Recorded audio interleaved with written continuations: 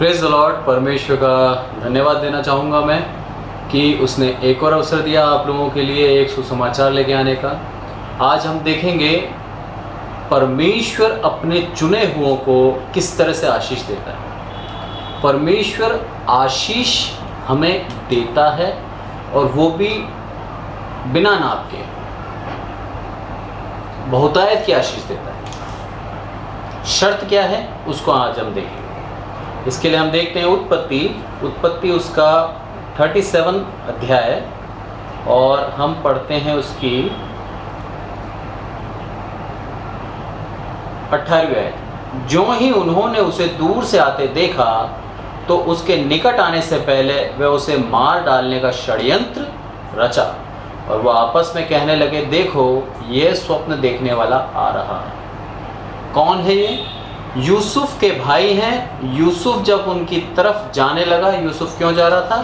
तो यूसुफ अपने भाइयों को ढूंढता हुआ आ रहा था कि वह भेड़ बकरियां कहाँ चरा रहे हैं। जैसे ही यूसुफ उनके नज़दीक आने लगा वैसे ही उसके भाइयों ने क्या बोला कि ये वही है जो स्वप्न देखता है। क्या स्वप्न था उस समय? उस समय का स्वप्न ये था कि यूसुफ ने यह स्वप्न देखा कि 37:10 में बताया, इस स्वप्न का उसने अपने पिता और भाइयों से वर्णन किया और उसके पिता ने उसको डांटा और कहा, यह कैसा स्वप्न है कि तूने देखा?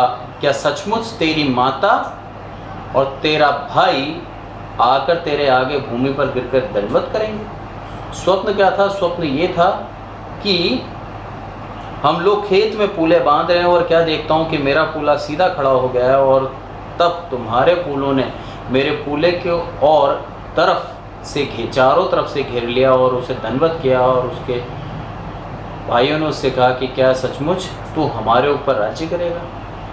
ये स्वप्न था जो यूसुफ ने देखा और इस यूसुफ के इस स्वप्न के कारण उसके भाइयों के अंदर यूसुफ के प्रति एक ईर्ष्या पैदा हो गई। वो ईर्ष्या क्या थी? कि ये हम पर राज्य करेगा स्वप्न के आधार पर।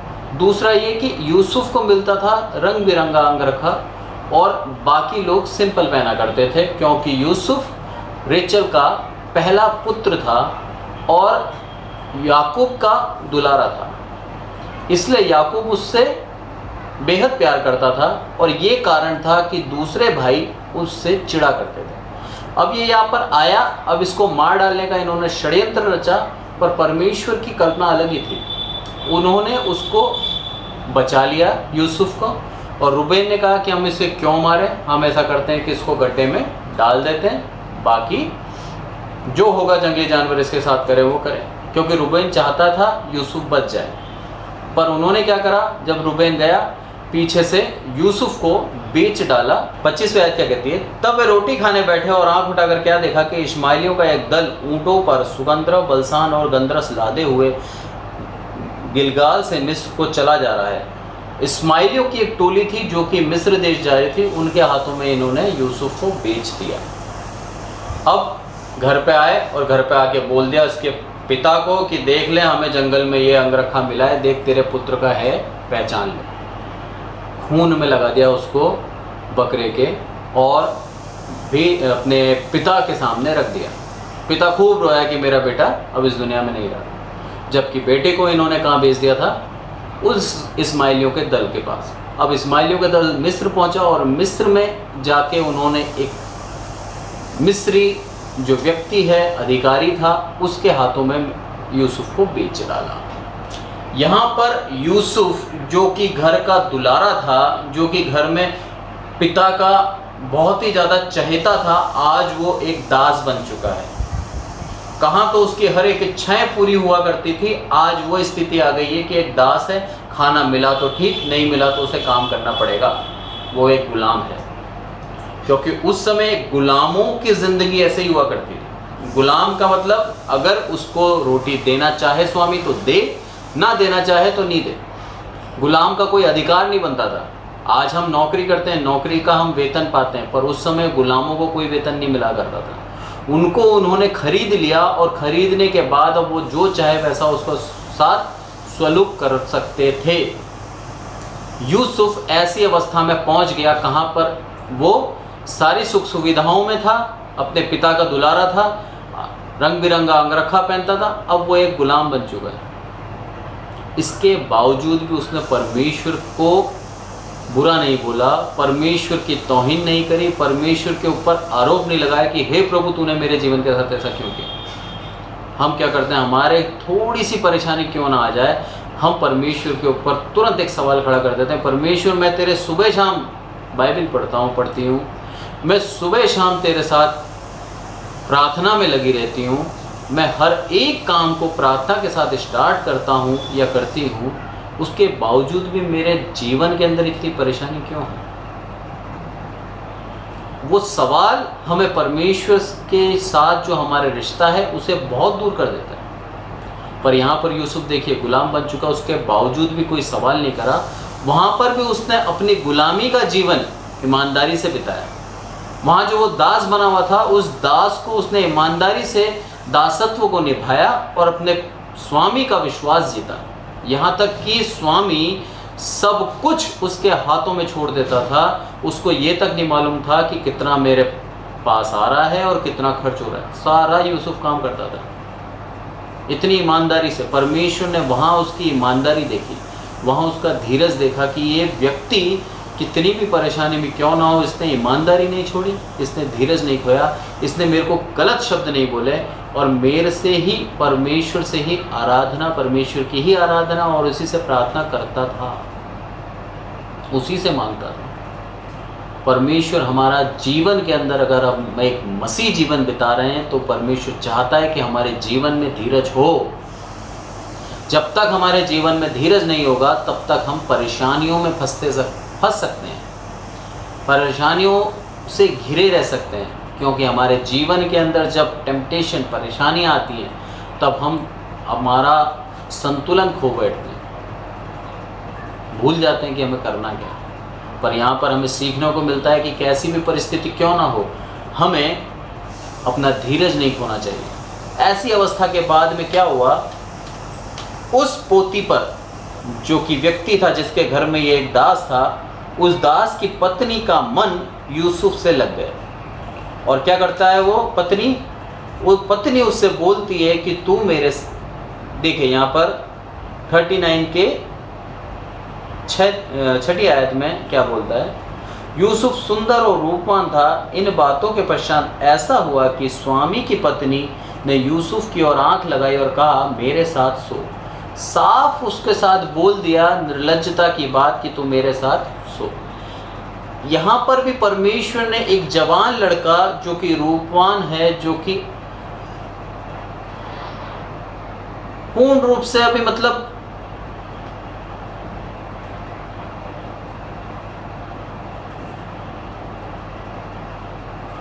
छठी आयत क्या कहती है, इसलिए अपना सब कुछ यूसुफ के हाथ में यहाँ तक छोड़ दिया कि खाने की रोटी को छोड़ वह अपनी संपत्ति का हाल कुछ ना जानता था। पोती पर इतना सब कुछ छोड़ दिया पोती पर ने यूसुफ के हाथों में कि सिर्फ खाने की रोटी जानता था वो कि मैं खा रहा हूँ, बाकी सारा काम यूसुफ करता था। और उसकी पत्नी ऐसे में क्या बोलती है, यूसुफ के लिए लिखा है कि वह सुंदर और रूपवान था, एक जवान लड़का। ऐसे में सबसे बड़ा जो लड़का पाप करता है, जो लड़के के जीवन में गलती आती है, वो ये आती है कि वो व्यभिचार में फंस सकता है या व्यभिचार कर देता है।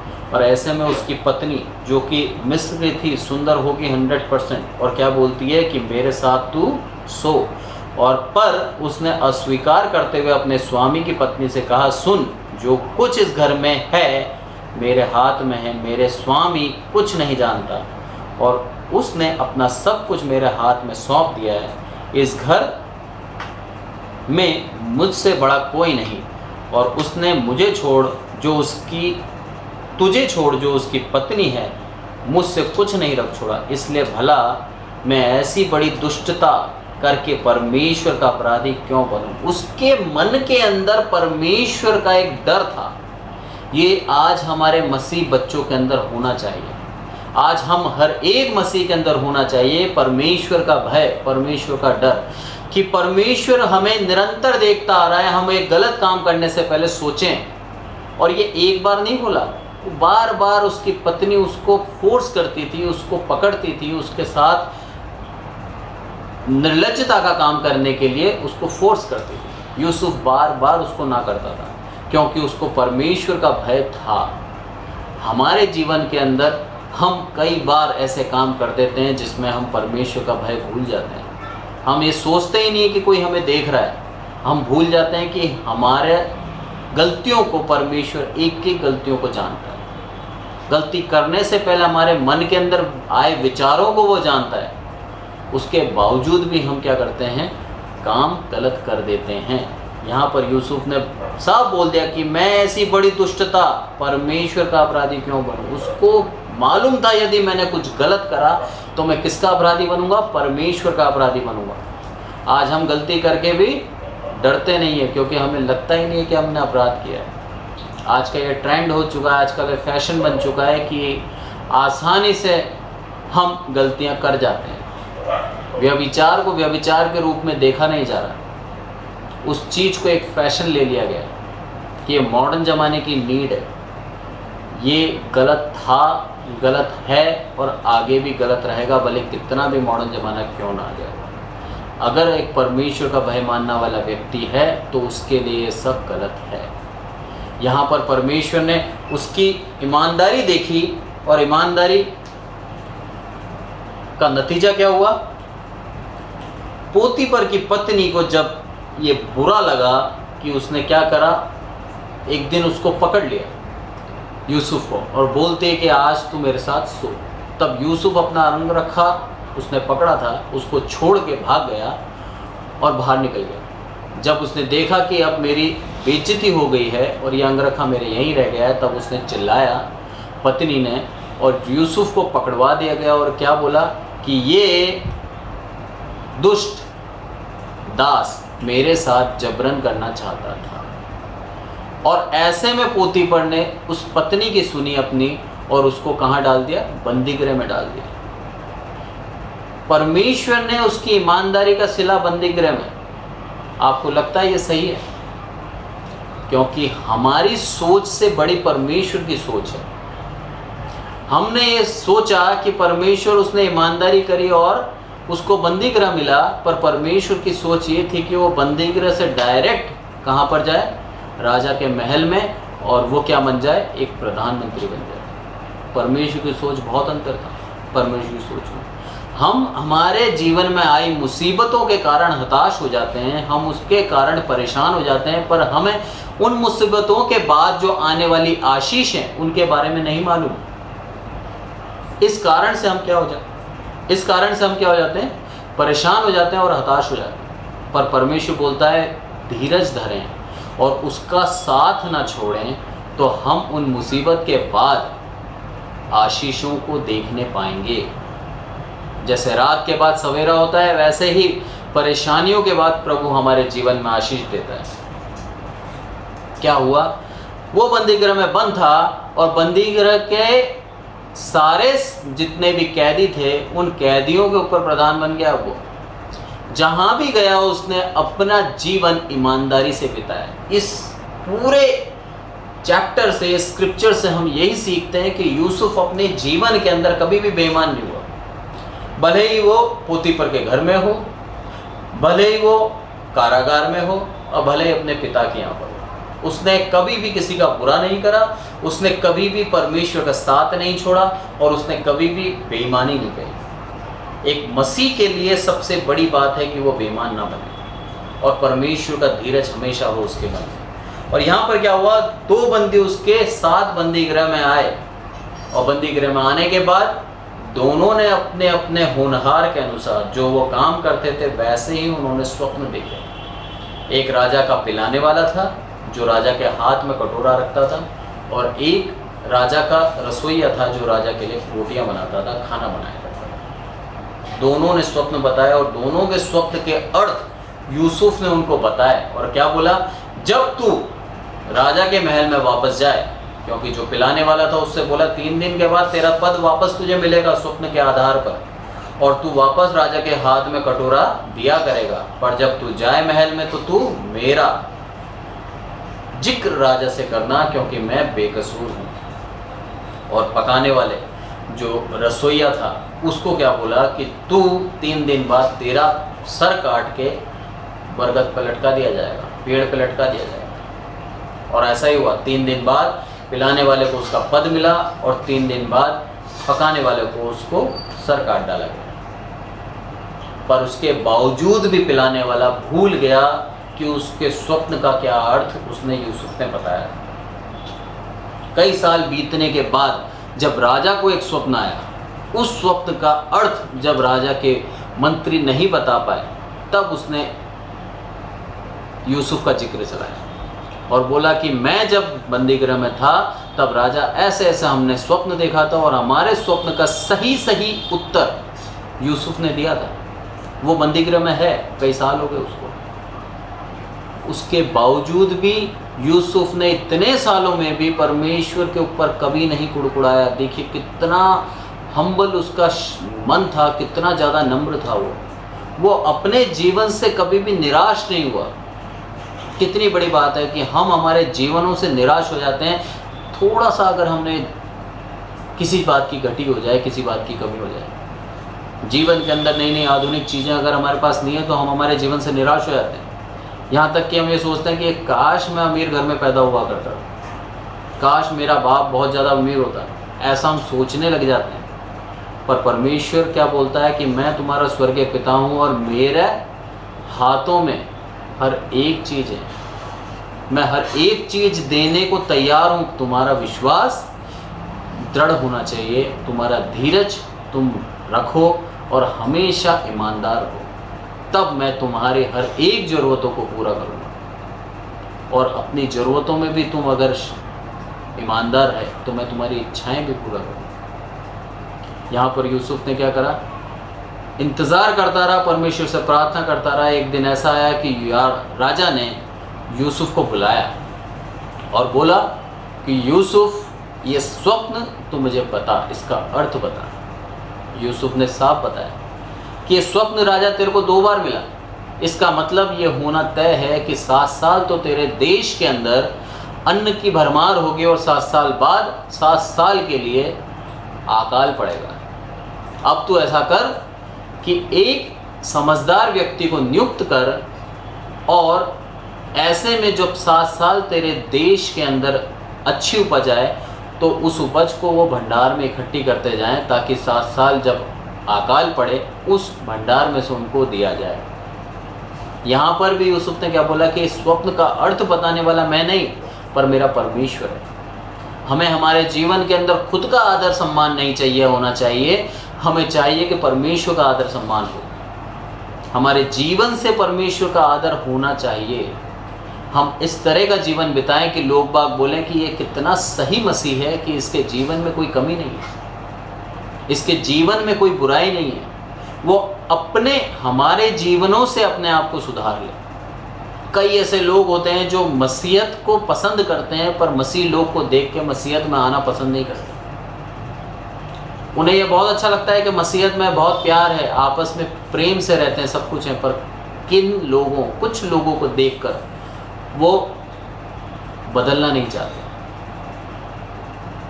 हमें वो अवसर नहीं देना किसी को। हमें खुद के जीवन को इतना अच्छा रखना है कि हम को देखकर लोग अपने जीवनों को बदलें, ताकि हर एक व्यक्ति परमेश्वर के प्रेम से लाभान्वित हो, कोई भी उसके प्रेम से वंचित ना रहे। और यहाँ पर यही हुआ। बाद में यूसुफ को क्या बोला उस राजा ने कि तेरे जैसा बुद्धिमान व्यक्ति मैं कहाँ ढूंढूं? तेरे ऊपर परमेश्वर का दया है, तेरे ऊपर परमेश्वर का हाथ है, और ऐसे में तू अब मेरे देश का प्रधानमंत्री बन गया। कई साल बिताया उसने बंदीगृह में, एक पोतीपर के घर के अंदर सेवक, उसको बना दिया बंदीगृह, उससे डायरेक्ट उसको बना दिया गया प्रधानमंत्री। पूरा देश उसके अंडर में आ गया, उसको राजवस्त्र दिए गए, उसको चैरियट दिया गया, घोड़े की सवारी थी उसकी, रथ की, वो शान से जाया करता था, उसके सामने लोग झुका करते थे। ये वो कैदी था जिसको लोग कोड़े मार रहे थे, जिसको परेशान कर रहे थे, जिसकी निंदा कर रहे थे, ऐसे में उसका आदर सम्मान परमेश्वर ने कितना करा कि अब ऐसे में वो व्यक्ति जिसके अंडर में ये था वो भी इसको अब सलाम करता होगा। परमेश्वर हमारे धीरज को देखता है और उसी धीरज के बाद हमें आशीष देता है। जितना ज़्यादा हम हमारे धीरज के अंदर प्रबल रहेंगे, जितना ज़्यादा हम उसके ऊपर आस लगाए रहेंगे, हमारा विश्वास उसके ऊपर बना रहेगा, उतना ही ज़्यादा हमें वो आशीष देता है। यहाँ पर भी यही हुआ, यूसुफ को डायरेक्ट प्रधानमंत्री बना दिया गया। अब इस यूसुफ ने क्या करा, सारे देश से अनाज इकट्ठा करता गया और सारे भंडार उसने भर दिए। यहाँ तक भर दिए कि उसने फिर उसको गिनना छोड़ दिया, इतना अनाज भर गया। और दूर दूर के देश जब अकाल पड़ा तब उसके पास आया और उसने अनाज को बेचना स्टार्ट करा। और ऐसे उसने इस्राएल मिस्र के राजा की दौलत को और बढ़ा दिया, धनवान बना दिया उसके मिस्र के राजा को। अब यहाँ पर जो स्वप्न देखा था यूसुफ ने, जब वो बालक था 14-15 साल का होगा, उस समय उसने जो यूसुफ ने जो स्वप्न देखा था कि सारे कूले खड़े हुए चारों तरफ से घेरा और उसको दंडवत किया, ये स्वप्न आज लगभग 20 साल हो गए होंगे, 35-40 साल का होगा यूसुफ इस समय। 15-20 साल बाद अब ये स्वप्न पूरा हुआ। परमेश्वर जो उसने वाचा बांध ली हमसे, परमेश्वर ने जो हमसे कह दिया उसको पूरा करेगा, वो 100% सच है। परमेश्वर अपने वायदे से कभी नहीं मुकरता। परमेश्वर ने जो एक बार हमको कह दिया कि मैं तुम्हें आशीष दूंगा, तुम्हें हर एक ज़रूरत पूरी करूंगा, तो वो करेगा। वो अपने वादे से बंध गया। यहाँ पर वो स्वप्न पूरा होता है। अब क्या होता है, वो भाई आते हैं और उसके पास अनाज मांगने के लिए, और ऐसे में यूसुफ सारे भाइयों को बुलवाता है और उनको सारे भाई आकर उसको दंडवत करते हैं, उसके सामने झुकते हैं। यूसुफ चाहता नहीं था उनको झुकाना। यूसुफ ने बाद में अपने आप को प्रकट करा उनके ऊपर और बोला कि मैं तुम्हारा भाई यूसुफ हूँ। वो घबरा गए कि हमने इसको बेचा, आज ये इस पावर में हमको आज ख़त्म कर सकता है। परमेश्वर ने वहाँ भी उसका इम्तिहान लिया और क्या बोला, वो देखना चाहता था परमेश्वर कि ये अपनी पावर का गलत इस्तेमाल करता है या नहीं करता। वहाँ पर परमेश्वर ने देखा यूसुफ का उदारता, यूसुफ की दया, उसका उदार दिल देख के उसने परमेश्वर ने उसको और आशीष दी। क्या बोलता है यूसुफ कि परमेश्वर की ये योजना थी कि तुम मुझे बेचो और मैं यहाँ पर आऊँ ताकि मैं तुम्हारे आगे जाऊँ। अगर तुम मुझे नहीं बेचते तो मैं यहाँ नहीं आ पाता और मैं पूरे इस्राएल घराने का पालन पोषण आज मैं कर सकता हूँ, नहीं कर पाता। कितना भलाई सोचा उसने यूसुफ ने। हमारे पास ऐसा अवसर है कि हमारे दुश्मन हमारे सामने आ जाएं और हम ऐसी पावर में हों कि उसको ख़त्म कर सकें, तो क्या हम छोड़ेंगे उसको? एक सवाल है। बड़ा दिल है, दया है दिल में, तो छोड़ सकते हो, माफ़ कर सकते हो। परमेश्वर की तरह अगर हम माफ़ करना नहीं सीखते तो हम माफ़ नहीं कर सकते। परमेश्वर हमें हर जगह सिखाता है, उसकी शिक्षाओं को यदि हम ग्रहण नहीं करते तो हम माफ़ नहीं कर सकते। उसके शिक्षा पे चलने वाला ही अपने दुश्मनों को माफ़ कर सकता है। और यहाँ पर माफ़ करा यूसुफ ने, सारे भाइयों को माफ़ करा और क्या बोला कि तुम जाओ मेरे पिता और सबको ले आओ, क्योंकि यहाँ पर अन्न इतना है कि मैं तुम्हारा भरण पोषण कर सकता हूँ। और पूरे के पूरे इस्राएली आ गए, 71 जने थे जब वो मिस्र देश में आए। 71 को परमेश्वर ने आशीषित करा और 6 लाख तो पुरुष, स्त्रियां और बाल बच्चे नहीं थे। 6 लाख सिर्फ पुरुष थे जब मिस्र से निकले। परमेश्वर की दया देखो कि 430 साल के अंदर उसने उन 71 लोगों को 6 लाख प्लस औरतें प्लस बुजुर्ग, मैं समझता हूँ कम से कम 12-15 लाख होंगे, इतने में बदल दिया।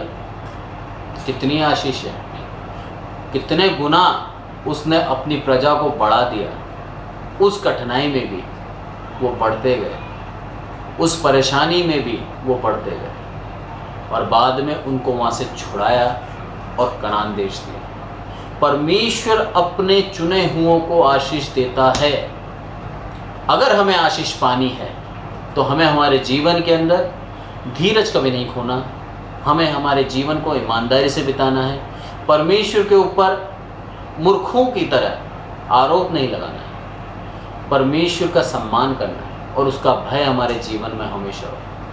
अगर ये 5 चीज़ें हैं हमारे अंदर तो एक मसीह जीवन को हम अच्छी तरह जी सकते हैं, उसको एक अच्छी तरह हम समझ सकते हैं। और इन 5 चीज़ों के बदले में परमेश्वर हमारे जीवन के अंदर बहुतायत की आशीष देता है, हमारे जीवन को बदल डालता है, हमारी कठिनाइयों को दूर कर देता है और हमारे जीवन में आराम देता है, सम्मान देता है, हमको एक अधिकार देता है। परमेश्वर चाहता है कि हर एक उसका जन इस दुनिया के अंदर सम्मान पाए, महिमा पाए।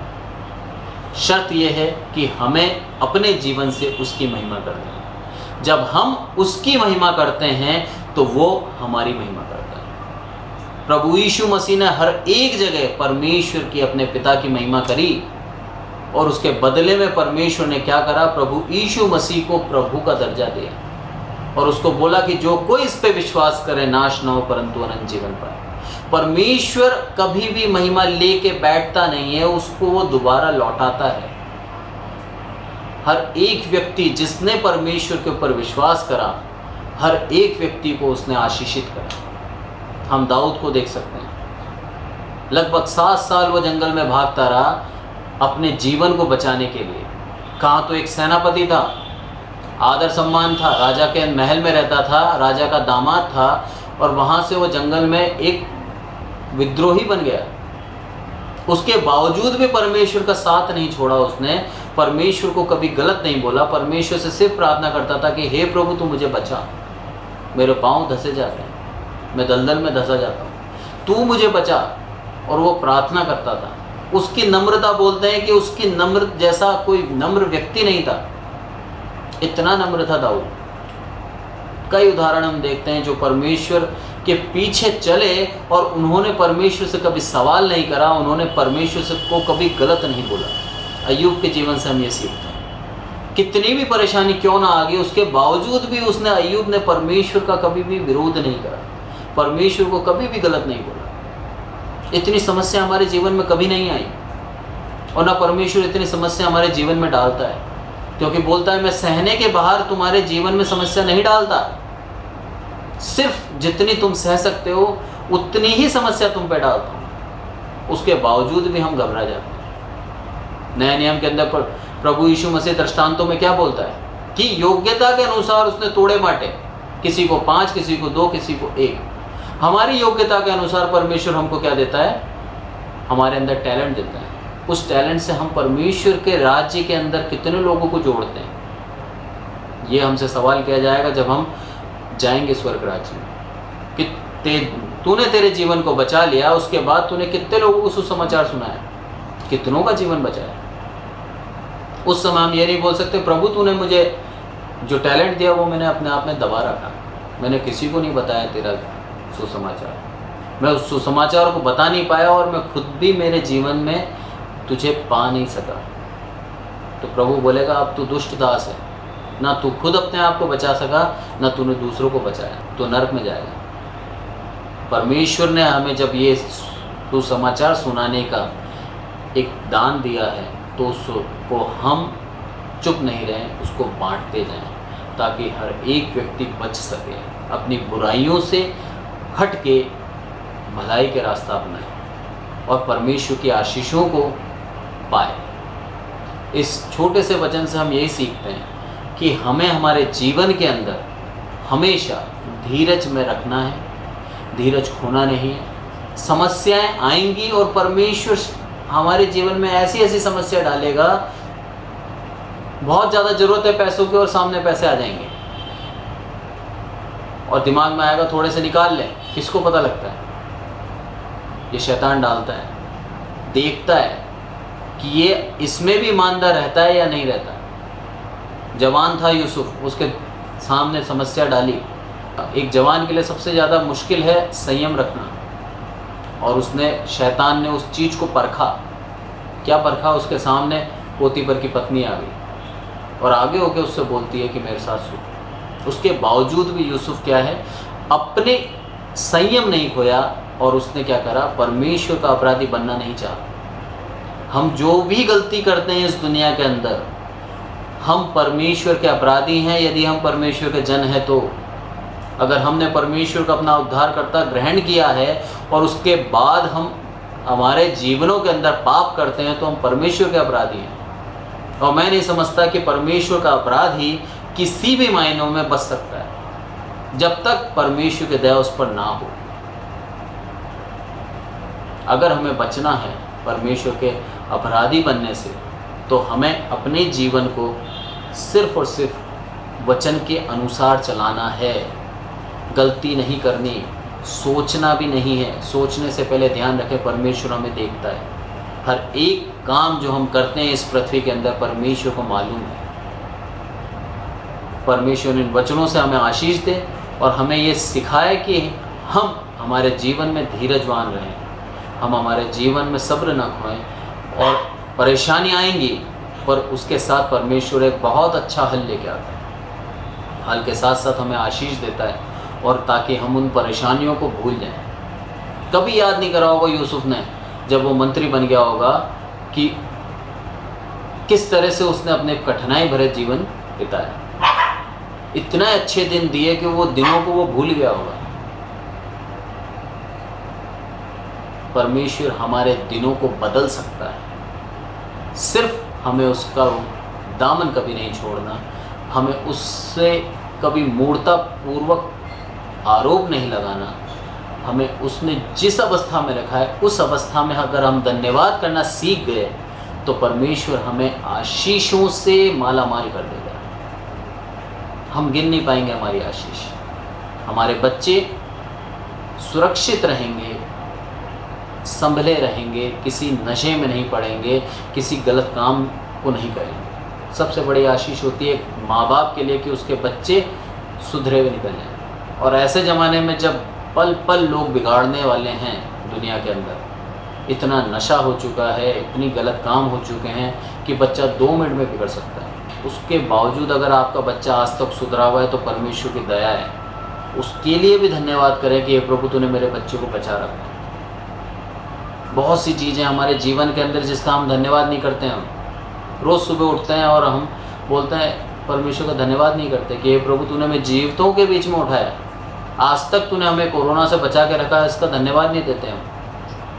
इतने लाखों लोगों को कोरोना हो गया, लाखों लोग मर गए पूरी दुनिया के अंदर, उसके बावजूद भी हम उस चीज़ का धन्यवाद देना भूल जाते हैं। परमेश्वर हमें बचा के रखता है, इसका हमें धन्यवाद देना चाहिए। परमेश्वर ने हमें दीर्घायु दी है तो ऐसे बुजुर्गों को धन्यवाद देना चाहिए कि प्रभु तूने मुझे दीर्घायु दी है। ऐसे महिलाओं को धन्यवाद देना चाहिए कि प्रभु तूने मुझे एक अच्छा पति दिया है कि मेरी सारी ज़रूरतों को पूरी करता है। पतियों को धन्यवाद देना चाहिए, मेरे को अच्छी पत्नी मिली है ताकि मेरे जीवन के अंदर कोई कलह नहीं है, कोई परेशानी नहीं है, पूरा घर संभाल के चलती है। हर तरह से हम धन्यवाद दे सकते हैं परमेश्वर को। हमें सिर्फ धन्यवाद देना आना चाहिए और धन्यवाद से ही परमेश्वर खुश होता है। कितना भी बलिदान दे दो, कितना भी पुराने नियम के अगर हम बात करें तो लोग बाग इतना बलिदान देते थे, बाद में क्या हुआ कि प्रभु बोलता है कि मुझे धन्यवाद बलि से मैं प्रसन्न होता हूँ। तुम तुम्हारे दिल से धन्यवाद दो, औपचारिकता नहीं। परमेश्वर हमें आशीष देने के लिए तैयार है। हम कैसे आशीष लेते हैं, कितनी देर में लेते हैं, ये हमें नहीं पता। एक छोटा सा उदाहरण है, पिता अपने पुत्र के लिए एक गिफ्ट लेके आता है और वो गिफ्ट उसको देता है। वो टीनेजर में था, अब वो हाई स्कूल में गया। हाई स्कूल में हर एक बच्चे के पास क्या होती है, कार होती है। अमेरिकन कल्चर के हिसाब से ज़्यादातर हाई स्कूल में बच्चों को कार दी जाती है कि अब बच्चा अपने हिसाब से आ जा सके। तो हाई स्कूल में बच्चा गया, बच्चे का जन्मदिन आया, पिता ने बच्चे को एक बाइबल दी। बच्चा गुस्सा हो गया कि मैंने सोचा था कि आप मुझे क्या दोगे, एक कार दोगे? बोला नहीं बच्चा, बाइबल ली और उसने ऐसे कि ऐसे उस गिफ्ट रैक को रख दिया, खोला भी नहीं। काफ़ी साल हो गए, पिता मर गया। पिता मरने के बाद जब बच्चे ने खोल के देखा उस गिफ्ट को, पिता का रूम देख रहा था, वहीं रख के चला गया था बच्चा। जब उसने उसको देखा तो उस गिफ्ट पैक को खोला तो उसमें बाइबल थी, बाइबल बोलती थी। बाइबल को जैसे ही उसने खोला तो उसके अंदर एक कार की चाबी थी और एक लेटर था कि मेरे पुत्र, तेरे जीवन को अगर तुझे बचाना है तो रोज इस वचन को पढ़ना, और तू जीवन में बहुत तरक्की करे, ये कार मेरी तरफ से तेरे को भेंट है।